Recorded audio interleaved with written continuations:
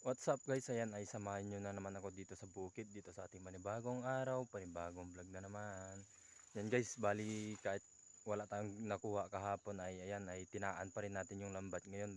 Baka nagbabaka sakali lang tayo kung may mahuli tayo ngayon. Tignan nga natin kung may huli, kaya let's go. Kaya pala natin tinaan yung lambat kasi day off natin ngayon. At kahapon nga napag-isipan ko na itaan na lang kasi wala naman tayong gagawin pag day off natin. Kaya next week pa tayo maging busy, kaya ayan ay nagtaan muna tayo ng lambat. At papunta na nga tayo dun sa lambat natin mga lods.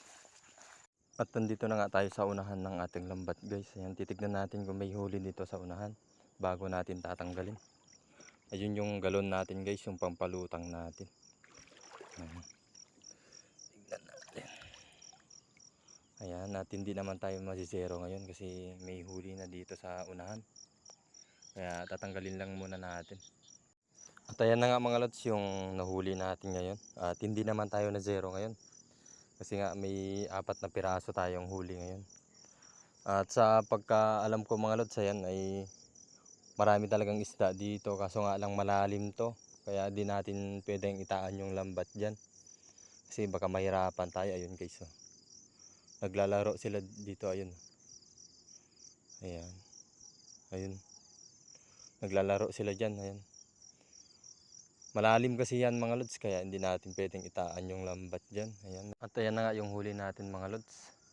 At tatanggal na nga natin yung huli natin kanina. At ngayon ay nandito naman tayo sa ating kalabasa para gugulayin yung bulaklak niya mga lods. At hindi muna tayo kukuha ng talbos niya kasi nakuhanan natin kahapon. Kaya ayan ay kukuha tayo ng bulaklak. Ayan, gugulayin natin.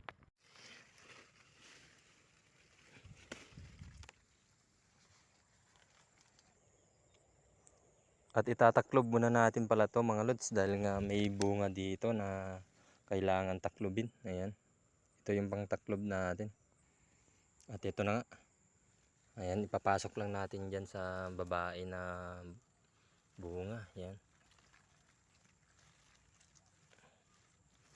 Sana nga ay magtuloy yan mga lods para may bunga na naman yung ating kalabasa. At ayun pa yung mga bulaklak mga lods. Medyo marami yung bulaklak niya ngayon. At may babae na naman pala na bulaklak. Ayan mga lods, may bunga.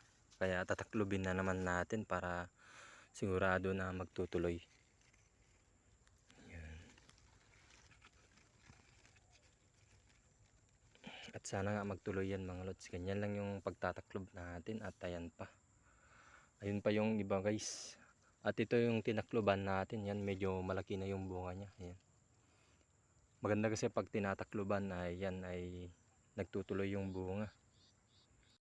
Bulaklak ng kalabasa ay ganoon din yung bulaklak niya na may bunga. Kaya yan ay ito lang yung nakuha natin, yung nakuhanan natin ng pagtaklob dun sa may bunga. Kaya ito lang yung may uwi natin mga lods. Ayan. Dahil nga konti lang yung nakuha natin bulaklak ngayon, ito lang. At pupuntahan naman natin yung ating baka para bigyan din ng pagkain nila. Ayan, kaya let's go. Dito na naman tayo sa ating mga alagang baka. Ayan. Kukuha na naman tayo ng pagkain nila mga lods. Ayan, naghihintay na nga sila.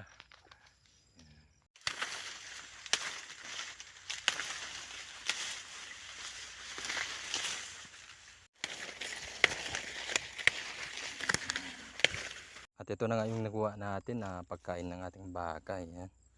Halos matapos na nga natin na kumpayan tong maisan nila. At nandun pa yung kinumpay natin para dun sa 2 baka. Para sa isang baka muna to mga lods. Ayan. Ayan. Buti na nga lang ay nagugustuhan niya yung kumpay ng mais mga lods.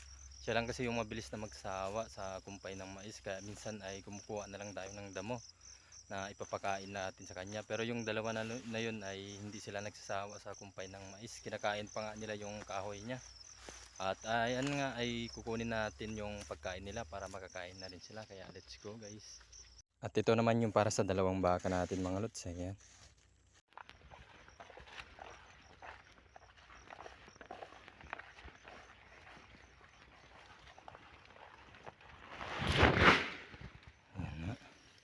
At ayan na nga mga lods ay naibigay na rin natin yung pagkain nila. Ayan.